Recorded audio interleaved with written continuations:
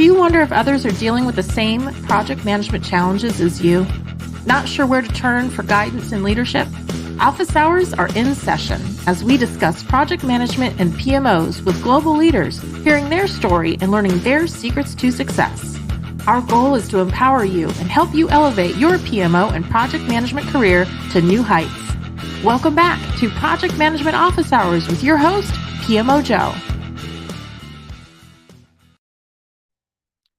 Welcome, everyone, to Project Management Office Hours. We're the #1 live project management radio show in the United States, broadcasting to you today from our studios in Tempe, Arizona.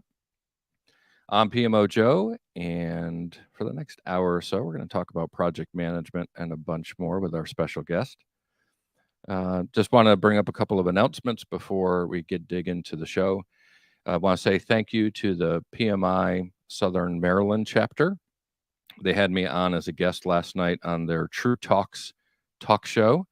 That was a great discussion we had about stakeholder management and stakeholder engagement, hosted by Kendall Lott, and joined by also a guest on that show, Serena Akari, who's one of the board members for PMI. So it was great to have a good conversation with them. And then also to remind everybody that coming up next week, we have on the PMO Leader platform a panel discussion for the kickoff of a new show we're doing called Digital Transformations. I'll be on the panel with Americo Pinto and Laura Bernard, and that's going to be hosted by Mark Burnett, Jim Stewart, and Emmanuel from Greece. I don't want to say Emmanuel's last name. I'm going to mess it up.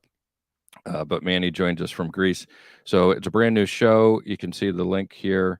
And if you go out to the PMO Leader community, you can register for that free discussion.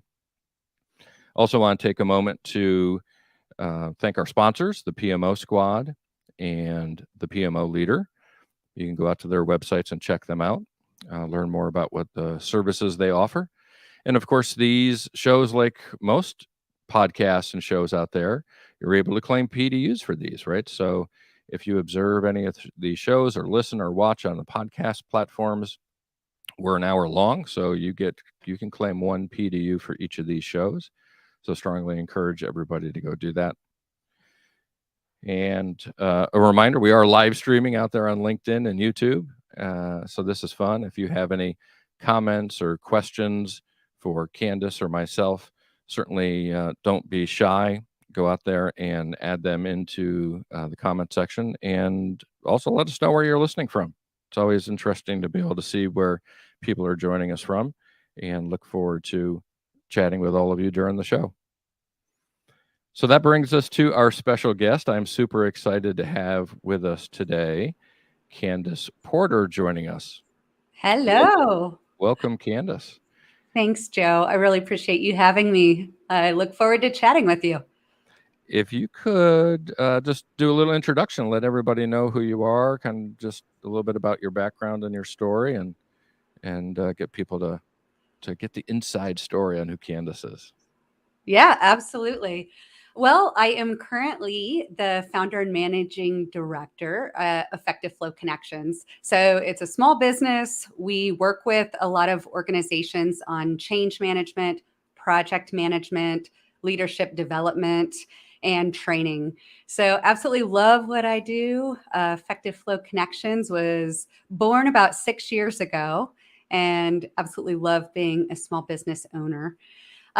Prior to that, I'll go back to the beginning here. So I spent many years in the Air Force. I joined at a young age, and kind of a cool thing, I started out as a weather forecaster. I love that. Yeah, it was really cool. I'm going to go ahead and just pause so someone can make a joke about, oh, is it 50-50 chance rain?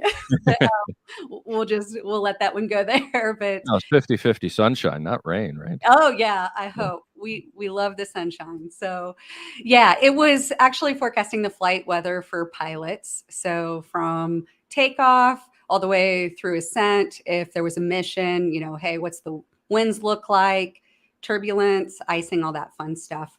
So I did that for many years and then became a services officer in the Air Force. And that was leading a lot of programs, projects. If you think of sustainment, so food, lodging, fitness, like all of those core things that military members need. Loved that, spent many years in Turkey in that role, and then finished my Air Force career at the Pentagon. After that, that's when I got into consulting, transitioning right there to a consulting role in Washington, D.C., eventually moving out west. I'm currently in Reno, Nevada. Love it here. Looking at some snowy mountains. We just got a little bit of snow this week and started my own business. So that's kind of my background in a nutshell, but I've been managing projects for a very long time and absolutely love it. Well, we down here in Phoenix area, we need more snow up in the mountains so that the Colorado River can fill up, but that's going to take many, many years, unfortunately, with the drought conditions that we have right now. Yeah, I'll tell you, I thought in December we were going to get hammered. Just over the holidays, everything was shut down here. The interstate closed for 5 days, and we just were kind of, I guess, sheltering in place from all of the weather. And then moving into January, we haven't seen much. So we need it too. We need that water melting into Tahoe. And I'm a skier, so let's be honest, I need some for the mountains to ski as well. Yeah. Well, the Olympics are going on now. I don't know if you watch those, and we've had Michaela Schifrin, unfortunately, our big skier this year, just didn't get her, just didn't have it during the Olympics. So, but that's all right. Stuff like that happens, I guess. It does. Yeah, I've been watching some of the Olympics. It's awesome. I love it. So it's been a lot of fun this year. So let's talk about something you mentioned at the beginning with your intro here. Obviously, you had served in the military. Yep. So thank you for that service. And whenever I have a guest on who served, I always mention shameless plug for our nonprofit organization, VPMMA, which is the Veteran Project Manager Mentor Alliance. So encourage everybody to go out to thevpmma.org and see how you can be a mentor for a veteran who's coming out and transitioning into the civilian workforce. So, plug aside, what was that transition like for you, right? Being in for, was it 7 or 8 years, I think you had said? It was, yes. And then you had to come out into this civilian workforce. How was your transition, and what advice maybe would you have for veterans who are in that situation now?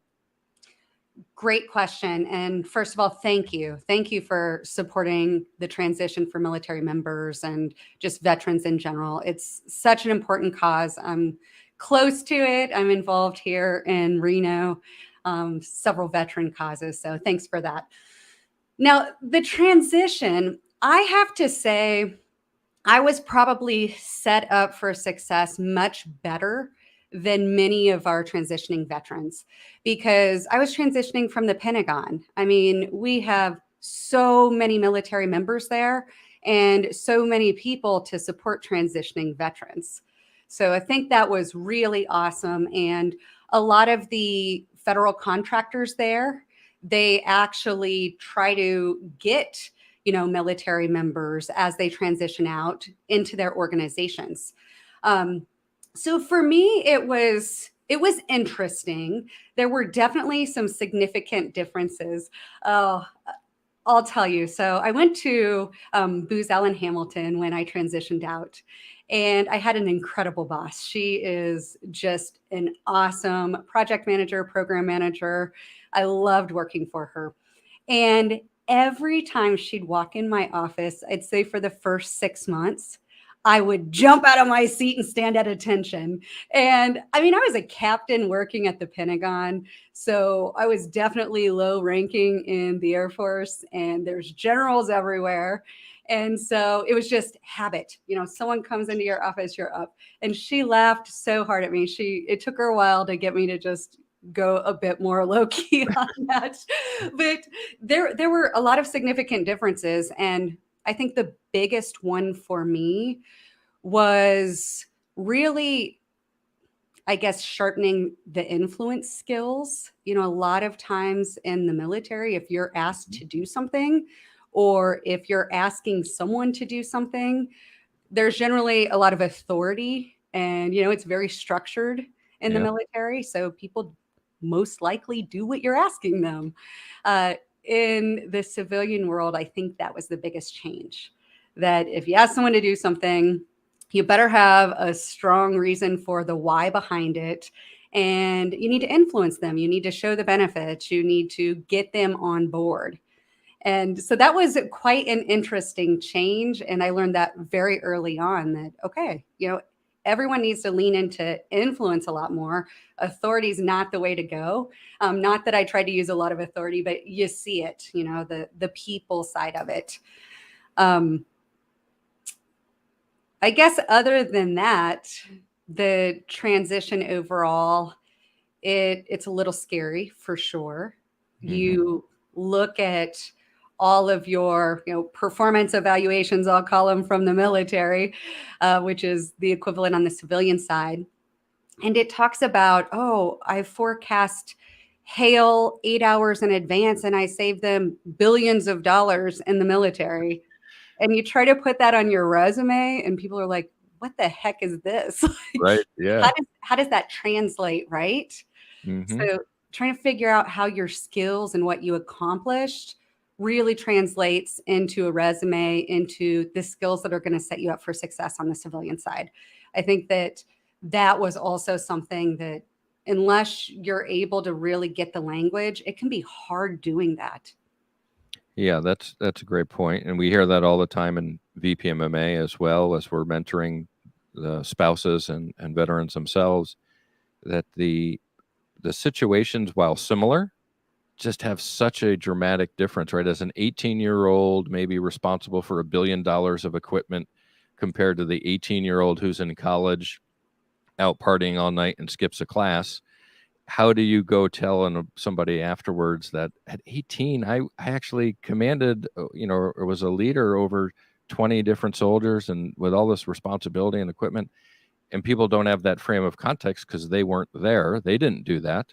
They think back to when they were 18 or 20 or 22, right? When you're experienced in the Pentagon and others. So it's definitely a hard transition, and that's why we enjoy mentoring, and many of our mentors are veterans themselves who've been through that transition and want to give back to help others. So again, thank you for your service and sharing with us the struggles that you kind of had as you came out. Kind of staying along those same lines, are any funs or funny stories or anything related to that? I mean, you were in Turkey for a while, you said. I don't know if that had any humor to it or not. There's got to be lighthearted moments on the journey as well, I would imagine. Oh, of course, of course. First of all, I love Turkey. It's a beautiful, beautiful country. And I didn't really know what I was getting into when I first got stationed over there. I remember I was transitioning, so from an enlisted weather forecaster to a services officer. So that was a transition, one, changing jobs, two, going from enlisted to, actually an officer. And I also had orders to go out to Arizona. That was my duty station. And right before I left for officer training school, I get called into my commander's office and he said, hey, you have new orders. You're going to Turkey right after officer training school. And I wasn't prepared for that because I'd already had my plan, already looked at where I was going to live in Arizona. And so it was one of those things. You have to just have an agile mindset, for sure. But best thing that ever happened. I was so excited to get over to Turkey. And I mean, culture there is incredible. They're very hospitable. And it was a unique, mission as well. We were actually on a Turkish Air Force base. And so we had other Turkish military members on the base. It was an accompanied tour for a lot of families. So there were spouses there were children there. We had local nationals, so Turkish civilians that weren't in the military working on the base. So when you look at it and how everyone kind of works together in the moving pieces, it was really, really incredible. But I guess a fun story. So I was in Adana, Turkey, and it's about 45 minutes north of the Mediterranean Sea. So if you look at a map of Turkey, about central Turkey, 45 minutes north. And so several junior officers went in, and we rented a beach house on the Mediterranean Sea in this incredible little town called Kitskalasi. And we used to go down a lot of weekends and just hang out at the beach, living the good life, and just having a blast there. There was a castle out in the sea. It was called Castle of the Sea off the beach there, which is really cool. You could swim out to, you could explore the castle. But a lot of fun. We had a hard mission during the week, and not every weekend, of course. We worked a lot of weekends there as well. Yeah. But that was really cool, really fun, a lot of camaraderie amongst kind of the other people we're working with and the military members. Yeah, what a great experience to be able to share that. And I don't know if we should be talking about that. It sounds like you're supposed to be, that's too much fun for what we think of the military, right? Where you don't get to have fun. You're supposed to be deployed and sweating all the time, right? And not enjoying it at all. We did plenty of that as well. Don't worry. But I do have incredible memories. Oh, I miss the Air Force a lot some days. And I'm starting to see some of my peers. I've been out for a while now. They're in very high ranks, some of them retiring or have retired. And it's really interesting to just think, what if I would have stayed on course with that? How would my life be different? And I know it'd be significantly different. Yeah, but hey, you've done great with the path you took, right? It's I'm sure you're pleased with that as well. Absolutely. And I want to go back to the transitioning part for military members. Sure. I want to encourage people to give them a chance, because our transitioning military members, maybe their resumes look a little bit different than what you see in the civilian world, but our military members have the best critical thinking skills, that we're going to figure it out. They're incredible at risk management, and the work ethic is second to none. And I think that is so important. Just give them a chance. Maybe it looks strange on paper, but get to know someone, because I guarantee a majority of the time you're going to be quite impressed. Yeah, I toot our own horn with the PMO squad. This year we won the Platinum Medallion from hirevets.gov for the work that we do with veterans and support veterans hiring. And we have a bunch of veterans on our team as well. And what we never have to worry about is the commitment to our cause, right? That's something that is just ingrained within your military training that not everybody has. And that, again, it's not black or white. It's not everyone does and everyone doesn't. But for each of the veterans on our team, the commitment is unquestioned. And it's fantastic to be able to know. And sometimes you take it for granted because you see it all the time, right? It's like, geez, you just know the job will get done, and it will get done well, because you can't do it half-assed in the military, right? I mean, there's life and death situations that are depending on this. So you have to make sure you do it the right way. Absolutely. Absolutely. I just toured here in Reno. We have Beaver Fit. I don't know if you've heard of Beaver Fit. They do a lot of fitness equipment. It gets deployed. So it's in shipping containers, and they could ship it to a deployed location. They can move it around. It's a really incredible just organization, and they hire a ton of veterans. But I went and toured their facility, and the work that they do is quite cool. And again, they're big on hiring veterans, and you could see it. You could see it in their facility, in their warehouse, where they're actually doing the work. It was clean. You'd hear people say, yes, sir, if someone asked them to do something. It was kind of fun. Not that is required there, I'm sure, but I'm so impressed when you get back in the situation where you're surrounded by other veterans. We've got a great organization here called Vet Work, which is veterans networking, where it's people that have transitioned to kind of the business world. And we meet up and we talk about stuff. And hey, is there anything that you need help with? Do you know anyone looking for a job? Do you know anyone hiring? It's just creating that environment again. And I really love being a part of that. I'm trying to remember back from our conversation. I think you also obviously we know you started your own business, but there is a program you went through, right? I believe Yes. to help get you into that mindset of entrepreneurism and how to be able to get some benefits from that.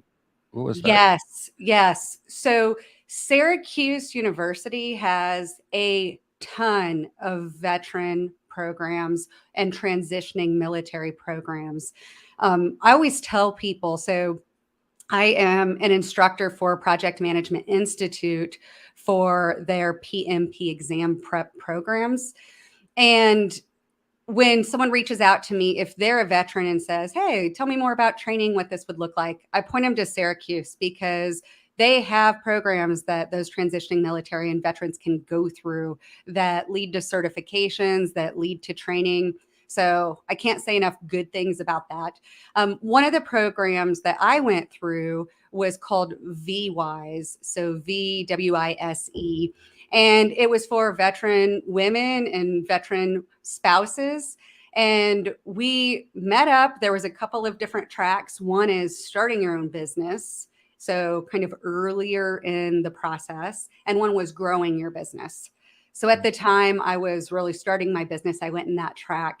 And I met so many incredible women in that program. I think that building a network is one of the most important things if you're branching out on your own to start a business, because I'd say a majority of the work that I do is through referrals through my network. And so other women-owned businesses, veteran-owned businesses, just small businesses to where, you know what, I'm not trying to boil the ocean with what I offer as services, but I know someone that's really good at what you're asking for. So I'm happy to make an introduction. That is really important. Yeah, I agree. Building your network is so important. And the best business is referral business, right? And through the bigger your network, the better your opportunities for that. So thanks for sharing all of that history and the journey that you've been on from military into where you are today. So we'll fast forward now into current situation. Can you explain a little bit more, share a little bit more about Effective Flow Consulting and how that all happened and what that was like for you as a business owner, right? Instead of being a captain, you're now the general of your own business. Yes. Well, I just love what I do. And as I mentioned, I try to keep it in my lane, right? Like we want to do what we do extremely well. And that is working with organizations on, setting up processes that work, project management, change management, that leadership development. I think that that's one area that I especially enjoy working with people on, because if you don't have support at that leadership level with project management or with change management, it's going to be a lot harder than it has to be, or it's not going to be successful. So helping them understand what's your role in being a leader within the organization and supporting others. But yeah, usually, working with someone, I'll have someone reach out and say, "Hey, so-and-so told me to check out your website or reach out to you. Do you do XYZ?" And I always like to meet with people and truly understand what it is that they're looking for. And usually go through some type of a discovery phase within the organization, because I've had people say, "You know what, we need a new project management tool. So do you know Asana? Do you know MS Project? Do you know Jira? Do you know Smartsheet?" "Yeah, sure. Can we set up a training for my team?" "Okay." And then you start digging, and it's maybe not a tool that they need. Maybe they need foundational education on what project management is, some of the details there. And then later the tool can come in to support them. But a tool won't make someone successful as a project manager, right? Yep, I agree with that. Plenty of experience along those lines as well.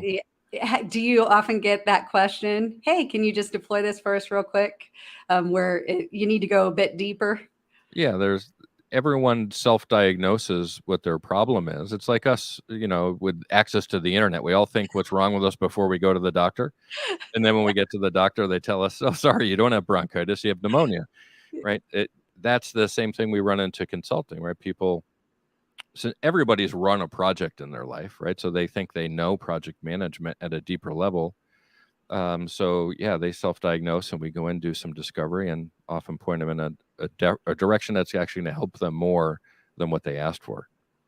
Yeah, absolutely agree. And I mean, the first sign that it's going to be a success is that they're reaching out and asking for help, right? I mean, when someone reaches out, they know something's wrong, but are you treating a symptom, or are you getting to the root cause of where you really need to be treating something? Yeah.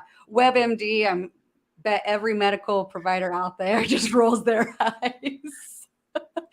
You're not a doctor. Don't go off the internet. What are some of the hardest or most challenging projects you've had to work on? What have you encountered out there that you still, because we still learn. I've been doing this for 9 years as a consultant and 20 years before that in corporate world. But every time we have an engagement, I usually learn something as well as what we're helping teach to the clients. What have you encountered out there? I'd say just about any project that involves people is a challenging one. And I say that lightheartedly. That's what makes, project management, change management so rewarding as well, because you're making a difference. There's project outcomes and objectives. You're trying to do something, and people are everywhere. And if you forget about them, you're not going to succeed with your project. I mean, employees are people, customers are people, everyone's a person. And so we've got to truly understand our audience. The culture of an organization. And this is why you've got to spend some time with people, not just say, yeah, I'll come in and, do training based on that line you just gave me, because it may not be what they need. You need to understand, because the culture of the organization is make it or break it for a lot of things. And there's no off the shelf, this project management, practice is going to work for you. So I think that the most challenging project that I've worked on, it was directly because of culture. And this was during my Air Force time, shortly after I got to Turkey. So yeah, we used to go down to the beach. It was fun and games, but we had a very challenging operation. We worked on the non-combatant evacuation operation. So it was called NEO, where we were evacuating, Americans from Lebanon once a war broke out there in 2006. And we had like 1,700 evacuees come to our base pretty much overnight. And they ended up staying there for about 10 days, some of them. The State Department was working to get them flights back to the United States. So we had a very short amount of time to plan, which I think makes any project challenging when you're fighting against time. So a short amount of time to plan. And then we had something called Patriot Village on the base there in Turkey. I would guess that a lot of people that have been through Incirlik Air Base knows what Patriot Village is, but it's pretty much 10 buildings, like 10 the material. And it is set up with kind of bunk beds and cots, and it was stood up to house military members. You can set up a kitchen out there, and you can have, roughly like 1,500 between 2,000 people there. So we filled that up very quickly with about 1,700 evacuees. Yeah. And the way that it was always set up with our military operations was males in certain buildings and females in certain buildings, because there's showers at the end of each building. And so we take our plan and we decide, let's move forward to executing. And we knew within the first few hours that we're going to have to change course, because what we didn't think about as well as we should have were the people that were arriving. they were terrified. They're Mm. with their family members, males and females. They don't want to be separated and put into two different buildings. Families wanted to remain together. Yeah. And so we had to rework our entire plan and figure out, okay, how are we going to adjust on the fly? Because this is going to be, harder than what we typically would do if it was military members, But lots of lessons learned. And I think putting yourselves in the shoes of people that are going to be impacted by a project or part of a project, you have to know your audience and you have to tailor to them. So that was extremely hard. Like I said, it was roughly 10 days. I mean, we served tons and tons of meals, came up with entertainment. I think that we knocked it out of the park overall as far as that operation. It was really incredible to feel like you were making a pretty important difference in lives. What's interesting about that is you take the scope of your project, of course, would change for every project we're involved in. But aren't we always confronted with that at some point during the project? We get a situation that wasn't what we thought it was going to be. And Exactly. how are we able to react to that and respond to that, right? Using either agile techniques maybe or traditional techniques to be able to adjust to that. Every project at some point has that oops or wasn't expecting that moment, right? You can't plan everything. I would imagine tremendous lessons learned, as you mentioned, came out of that For sure. have helped you now as a business owner be able to support clients with that same sort of mindset. Absolutely. And I think admitting early on when you realize something isn't working, the sooner you can say we need to adjust our plan, the better. So you've got to get the pride out of it, the emotions out of it and say, how can we make this work? I completely agree with you, though. I always say the only guarantee in project management is that something's going to change from your plan. I mean, that's about right. So you've got to take the time to plan, however, and that's my number one thing. I know people get excited. Okay, we have an idea for a project. Let's skip over and start executing. Let's start doing the work and like moving things forward. But you have to stop. You have to get that plan in place. I think it was Benjamin Franklin that said, by failing to prepare, you are preparing to fail. Mhm. So let's slow down, make sure everyone's clear on roles and responsibilities, what we're trying to do, get that project charter in place. I love my project charter, and then figure out how we're going to successfully execute. And be able to make decisions quickly when you need to, right? The decision making is so important. Had you been in that project, in that situation, and not decided to change up your normal course of action, you would have had a major disaster on your hands you would have had to work through, right? So what are maybe some tips or tricks you've learned along the way on decision making and helping make that be more effective? Oh, I'm big on decision-making processes and structures. I do think that this is an area that a lot of organizations struggle with, is making those timely decisions and moving things forward.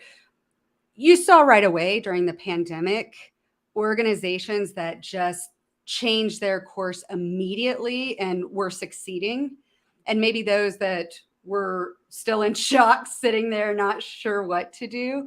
So, I mean, I think that timely decisions gives an organization a competitive advantage, right? We're able to be more agile.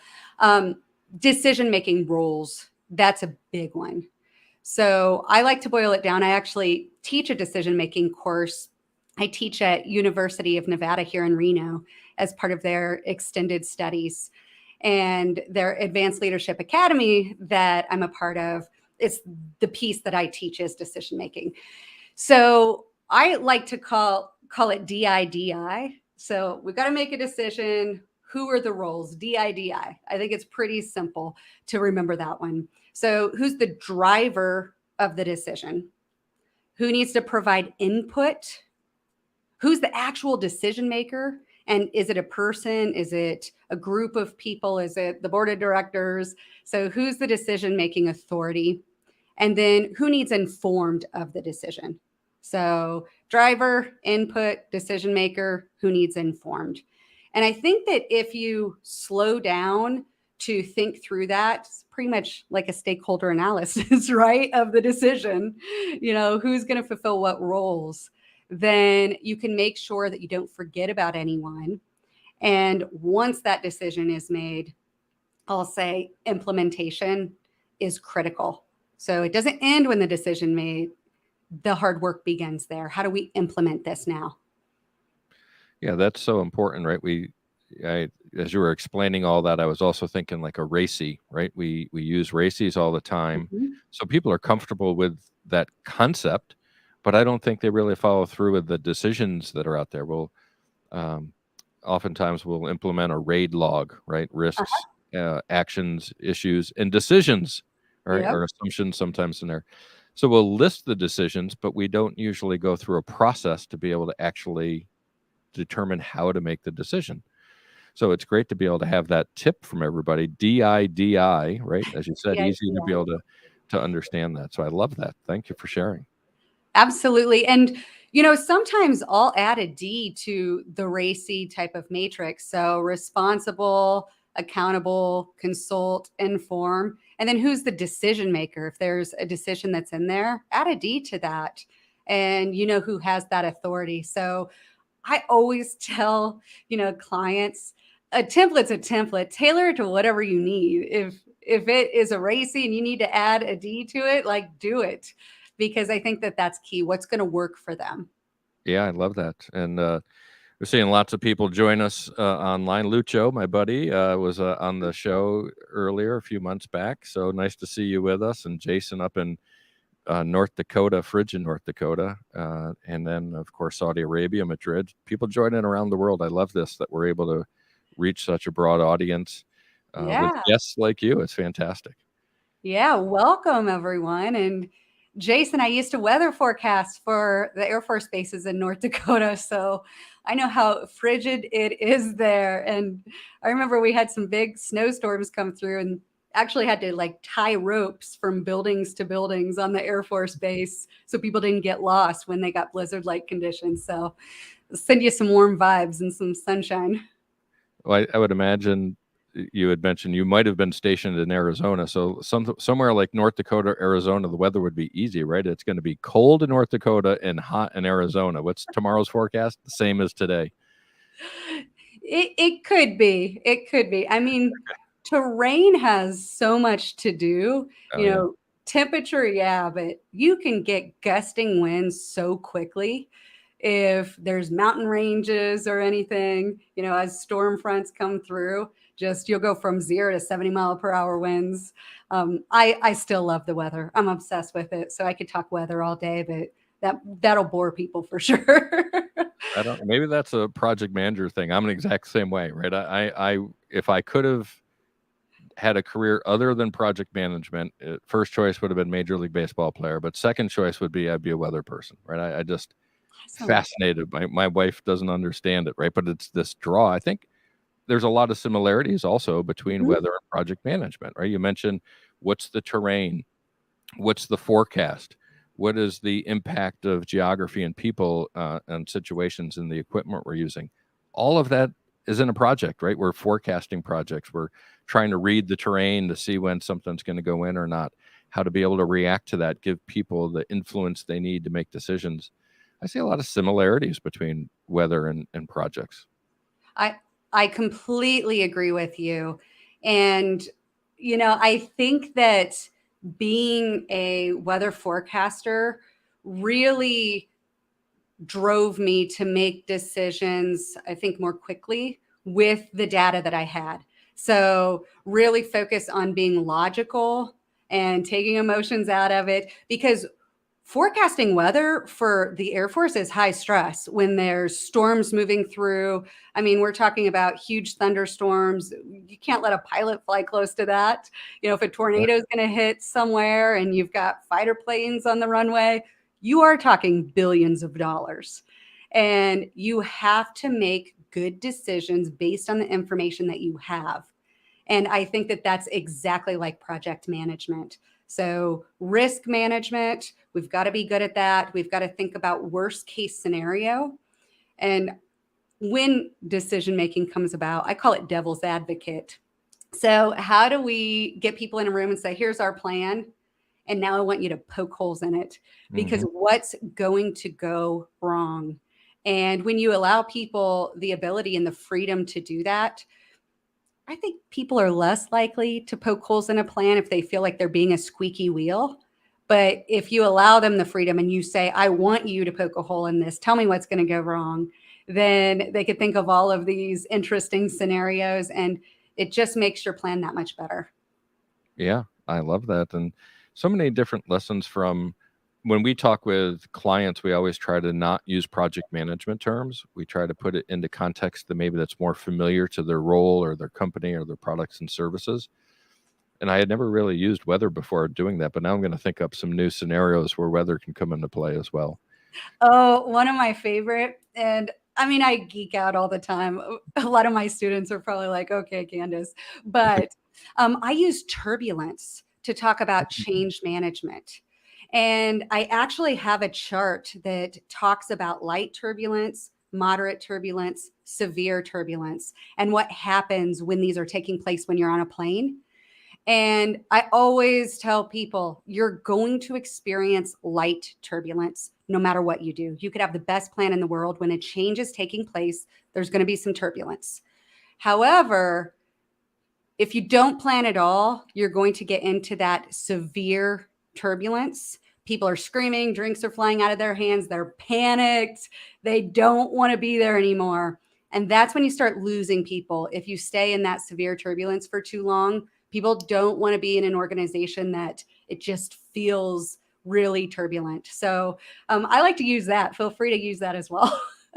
Absolutely. I love it. I talked to a gentleman yesterday, and he talked about when he's training on projects, he puts everybody into a Thanksgiving dinner planning session and has everybody go through that as if they're planning their large family and neighborhood Thanksgiving dinner, instead of using typical project management type things. So it's these, who hasn't been on a plane where you've experienced some turbulence, and sometimes you feel it and you're like, oh, I guess that was turbulence. And then sometimes you really feel it, and your stomach goes up into your throat and you're like, okay.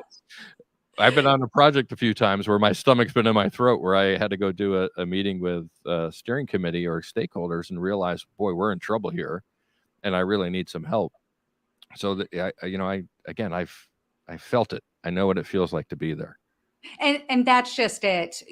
People don't forget a feeling, especially if it's a feeling of fear. So if you start talking about severe turbulence and people have been on a plane where people were screaming, I do not like turbulence. And I know it's just air. I know that there's very small number of incidents that are because of turbulence. However, when you start talking about that, it evokes an emotional response, and people know what you're talking about. So I think that that's a really great one. I have to say, I loved your conversation with Tim Creasy from ProSci as well, back in late 2021. And I believe you referred to kind of change management and project management as peanut butter and jelly. Yeah. Where, hey, they're both good by themselves. However, when they're put together, it's like an incredible sandwich. I loved that. I think that that's really important. And I have to say, I became a pretty solid project manager before I understood the importance of change management. And I think it's, that technical side, coming from more of a technical background with the weather forecasting and whatnot. And I learned the change management. I got ProSci certified, and, I knew a bit about change management before then. However, wow, if you're able to put that peanut butter and jelly sandwich together sooner in your career, it is so much easier. You're not fighting those uphill battles the whole time. Well, you'll be happy to hear we've got Tim coming back on the show, I think in April, if my timing is correct. So we'll make some more analogies and talk some more change management, get some different perspective. That conversation just ended way too early with him, and there was so much more ground to cover. So we're excited to have him come back on and talk about all things change management and ProSci and AdCar and everything else from his experience. Awesome. ProSci is a staple. I have their good old thick best practices in change management on my desk at all times. Because it's important. It's right next to the PMBOK, actually. They're just stacked right here. If you looked around my desk, I've got a lot of books on here that I use all the time. I love it. Hey, well, since you just went there, what else you got there? What are some other good reading material for folks? Just the beauty of being live, right? And just go with the flow. Yeah, I love that. It's so funny. Let me pull all these books. So love the book Decisive. So it's by the Heath brothers.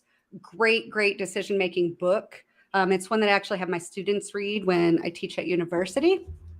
This is an oldie but a goodie. Who moved my cheese? Oh, yeah. Who moved my cheese? The little fable about the mice. Yeah.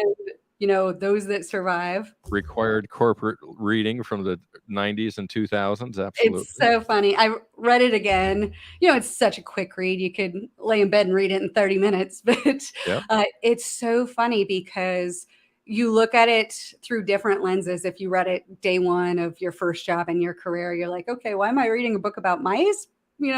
But later on, you're like, this makes so much sense. It's pretty true. And then this is another one, change management focus, Switch, also by the Heath brothers. Big fan of the Heath brothers and their books. So that is what is within arm's reach right now. Thanks. Sorry for putting you on the spot with that, but it's always great to see what others are reading, right? To be able to get that insight from them and know what makes me want to go get my stuff. For me, my one of my go-tos is always A Hand to Guide Me by Denzel Washington. Nice. And it's a collection of letters that famous athletes, politicians, actors have written about the influence of mentors in their lives, and how they didn't get to where they are if it weren't for other people in their lives that helped them get there. And that always helps me be grounded and recognize that, where I'm at today is really a journey that was written by many other people who've helped me along the way. That's awesome. I'm a big quote fan. I love leadership quotes, decision-making quotes. I really do like quotes. And I also, if we're going to talk about some of our favorites, I love Brené Brown and her book, Dare to Lead, just really cool. And they have a story about the Air Force in there. So that's always fun. Yes. Brené Brown, I'm a big fan there. You had mentioned kind of on Who Moved Your Cheese. When you read it at one point of your life, you get context from that. If you read it at another point, you get different context. On that same vein, thinking back, Candace Porter 20 years ago, what would be some advice that you would give her then based on what you've learned now?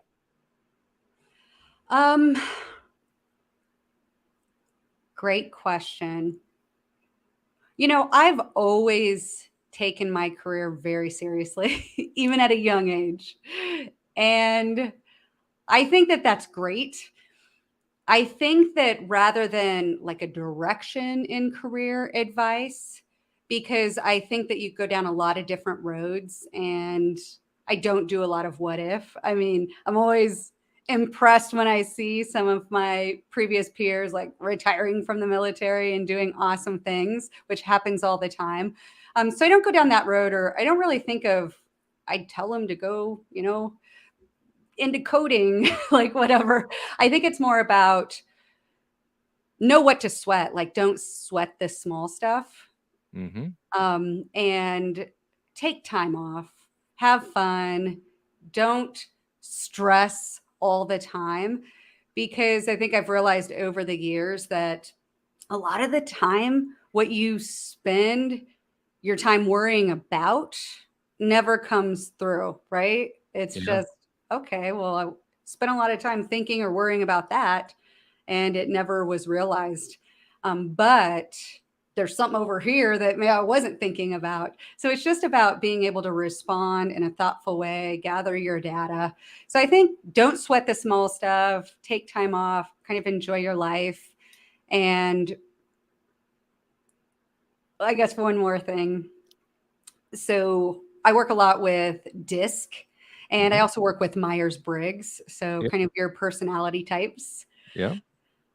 I'll tell everyone it's going to be out there in the world now. So I'm a DC. I show up as a DC as my natural style. So if you're familiar with DISC, we've got our dominant, we've got our influence, our steadiness, and then our conscientiousness. So I come across pretty direct most of the time. And also in my career, I've learned to be more careful and thoughtful with my words because I really am. I have positive intent. I'm focused on results. That's really important. And so I've had to train myself, and I think I've said this in a lot of different ways. Focus on the technical side before I started thinking like, oh, we have to really get the people on board and go through those avenues. The same with just kind of my natural style. I tend to go in a very logical manner as far as data, getting results, that side of it. And so I need to train myself to think about kind of the people and some emotional responses that maybe people are experiencing so that it can better ease the fear. So I wish I would have gone through something like that, like a personality assessment, and really understood and got that self-awareness earlier in my career. But it's definitely something that I think is progress every day. Like once you're aware, you keep improving, right? As a leader, as you gain experience. Absolutely. And I love the don't sweat the small stuff part, because we still do it today, right? I mean, there's stuff that we put an importance on that maybe nobody else does. And we get so caught up into that and we lose vision of, it's the forest and the trees type concept, right? We keep seeing that tree that's in front of us, but really we need to be looking at the forest. And, we've got 4 kids and they're all, teens they're all teens now. Wow, that's crazy. But they're at that age where everything is so impressionable on them. And we experience that into our early career because we're thinking about the future, right? We're thinking about where we're headed. And if I don't do this the right way, I'll never make it to there. As the boss, as somebody that's been there, we don't remember those things, right? We remember the effort you put into it. We remember the intention that you had. We remember you were thinking about other people and all that stuff. So great advice of don't sweat the small stuff. Remember, there's a big picture to all of this, and don't lose sight of that while you're in the middle of the battle, the heat of the battle, the small stuff. I get it. But just know that we're not seeing what you're seeing, right? And there's value and benefit to trying to see the forest maybe a little bit more than just the tree in front of you. I think that is wonderful. I think that you've just stated that so nicely. And really separating in your mind what you have control over and what you don't have control over. If you're worrying about a lot of things that you have no control over, let it go and focus on what you can control. Yeah, I love that. Well, we are getting short on time, which is always still 5 years into this. Surprises me how fast these shows go. So, Candace, I want to give you an opportunity to mention anything about yourself or the company that we might not have covered. If you have any training or any events planned that you're coming up with, or any last advice for any of the listeners out there, as well as obviously I've got up here on screen how people can connect with you, and here's your website. But if people want to reach out to you, what's the best way to do that?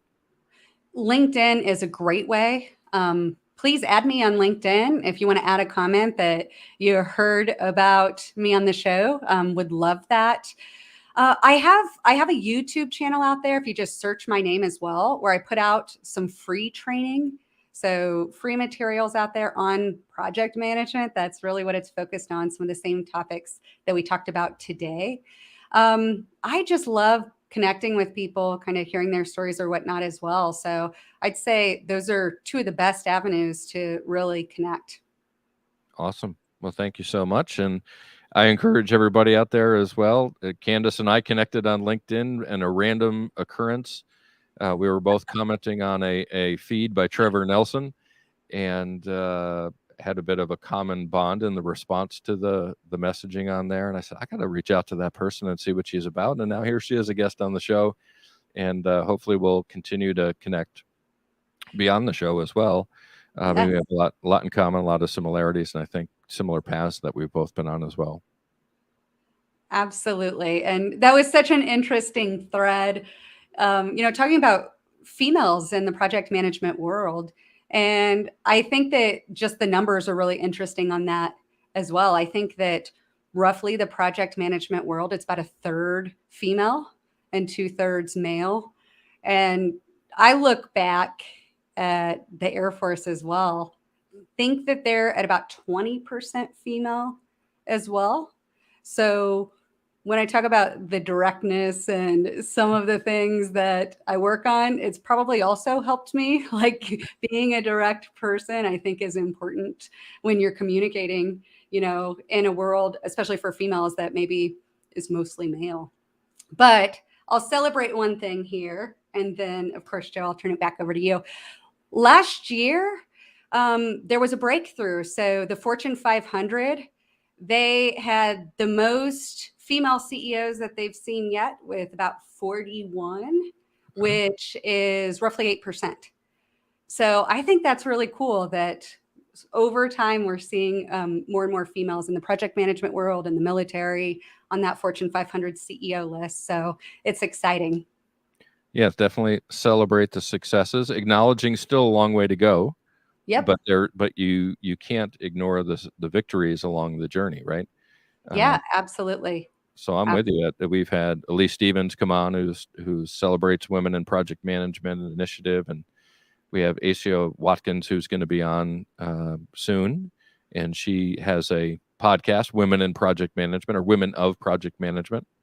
So we try to do about a 50-50 balance on the show, because the reality is, in life, right, there's 51% women and 49 men, right? We've got to give the women the access and do that they have, and show that there's amazing leaders such as yourself and others, and we have so much to learn from you, and there's different perspectives that we don't always get to appreciate until we've had those discussions. So thank you for coming on and sharing your story with us. It's been really informative, and I really appreciate having you here with us today.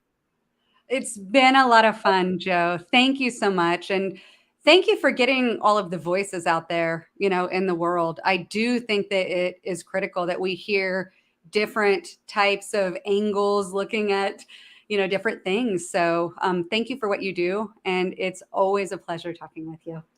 Awesome. I also want to say thank you to our listeners.